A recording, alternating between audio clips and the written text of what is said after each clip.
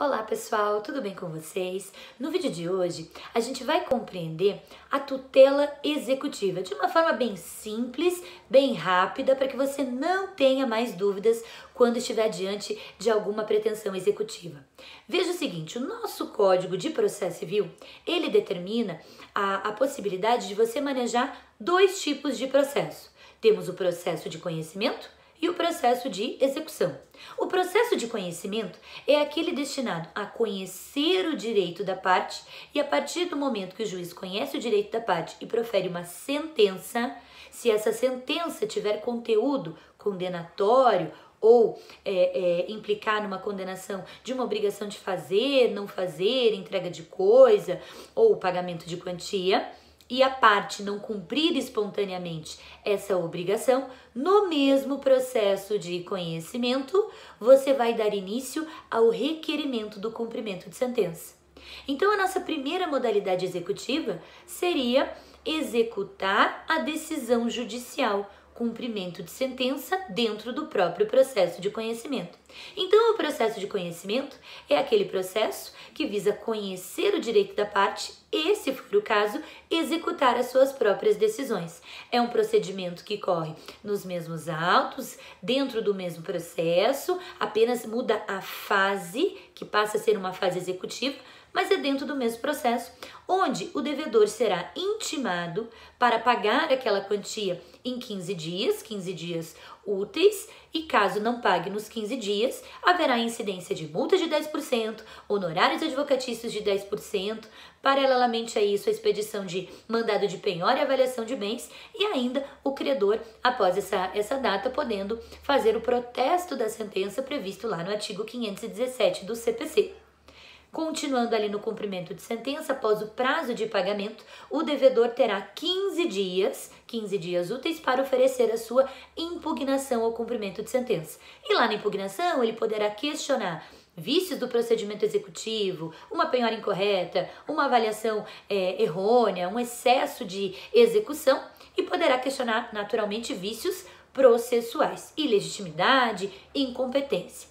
Resolvido esse problema ali do cumprimento de sentença, os atos executivos que já continuam, né, a partir do 15º dia útil de pagamento, sendo que não foi paga a dívida, já começam os atos executivos, penhora, avaliação, depósito, expropriação de bens, até que o bem penhorado seja vendido e o credor seja satisfeito com a finalização do cumprimento de sentença.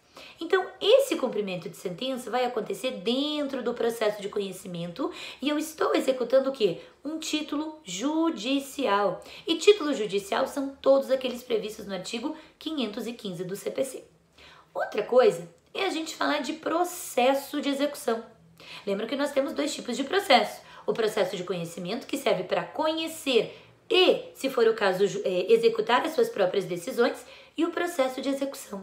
Processo de execução serve única e exclusivamente para executar títulos extrajudiciais, que são todos aqueles previstos no artigo 784 do CPC, o cheque, a nota promissória, o contrato, a escritura pública ou mais qualquer outro título que a lei atribua força executiva. Então eu vou abrir um processo de execução, processo novo, vou juntar o meu título executivo extrajudicial, juntar o demonstrativo atualizado do débito e informar para o juiz que a minha obrigação é certa, líquida e exigível. O devedor será citado para pagar a dívida em 3 dias e, se pagar a dívida nos 3 dias, recebe um prêmio, que é o pagamento dos honorários pela metade. Caso não pague, a partir do 4º dia já começa a expedição do mandado de penhora e avaliação de bens. Paralelamente a isso, a partir do momento que o mandado de citação for juntado aos autos, o devedor, no processo de execução, ele tem 15 dias para ajuizar, para distribuir os seus embargos à execução. Embargos à execução representam a defesa do devedor no processo de execução tão somente. E como os embargos admitem, né, uma ampla produção probatória, né, admitem o questionamento não só de vícios processuais ou vícios do procedimento executivo, mas admitem toda e qualquer alegação que você poderia confrontar num processo de conhecimento, Os embargos à execução, eles têm que ser distribuídos por dependência ao processo de execução, mas eles representam uma ação nova, uma ação de conhecimento específica para questionar qualquer elemento da minha execução de título extrajudicial. Paralelamente aos embargos, caso o devedor reconheça a dívida, portanto, ele sabe que ele deve, ele não tem nada para questionar, logo, ele não vai oferecer os embargos, mas ele também não tem o dinheiro à vista para efetuar o pagamento nos 3 dias a partir da citação. O que esse devedor pode fazer?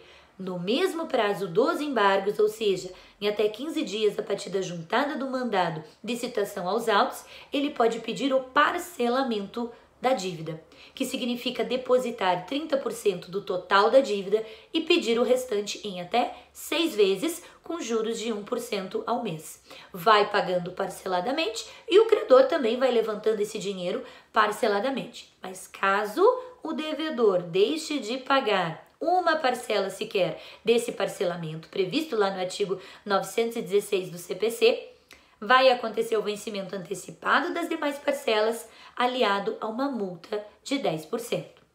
Então, essas são as diretrizes a partir do momento que o devedor é citado num processo de execução.